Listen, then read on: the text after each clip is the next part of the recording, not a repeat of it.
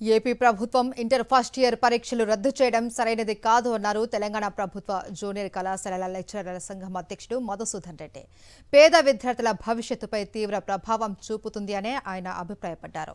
Corporate కళాశాలలు, Narayana విద్యాసంస్థలను కాపాడేందుకే AP ప్రభుత్వం నిర్ణయం తీసుకుందని అంటున్న మధుసూదన్ రెడ్డితో మా ప్రతినిధి Kiran Bhupathi face to face. Andhra Pradesh ప్రభుత్వం ఇటు ఇంటర్ ఫస్ట్ ఇయర్ పరీక్షలను పూర్తి స్థాయిలో రద్దు చేసింది. కేవలం సెకండ్ ఇయర్కు మాత్రమే పరీక్షలు నిర్వహించబోతోంది.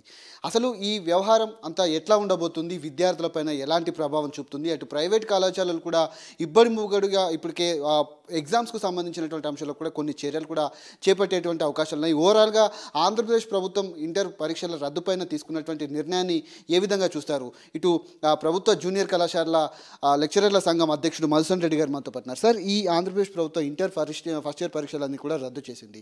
గతంలో 7th ఎగ్జామ్స్ కూడా పూర్తి స్థాయిలో రద్దయిపోయాయి. 10th అనేది ఒక స్టేజ్లో ఉంటుంది, ఇంటర్ అనేది ఒక స్టేజ్లో ఉంటుంది. ఆ తర్వాత వెళ్ళేటువంటి వాళ్ళు ప్రొఫెషనల్గా వెళ్తూ ఉంటారు. ఈ ఇంటర్ ఫస్ట్ ఇయర్ పరీక్షల రద్దు అనేది ఏ విధంగా చూస్తారు మీరు? ముఖ్యంగా కార్పొరేటు కళాశాలల ఒత్తిడికి తలొగ్గి ఆంధ్రప్రదేశ్ ప్రభుత్వం ఈ నిర్ణయం తీసుకుందని చెప్పి నేను భావిస్తున్నా. ఎందుకంటే కార్పొరేటు కళాశాలల యజమానులే ఈరోజు ప్రభుత్వంలో భాగస్వాములు కాబట్టి వాళ్ళ యొక్క సూచనల మేరకే ఈ నిర్ణయం వెలువరించిందని నేను భావిస్తున్నా. ఇంటర్మీడియట్ అనేటటువంటిది 2 సంవత్సరాల ఒక సమగ్రమైనటువంటి ఒక విద్యా విధానం. ఇంటర్మీడియట్లో ఫస్ట్ ఇయర్లో పరీక్షలు పెడితే విద్యార్థులు స్ట్రెస్ అవుతారనేది కాదు.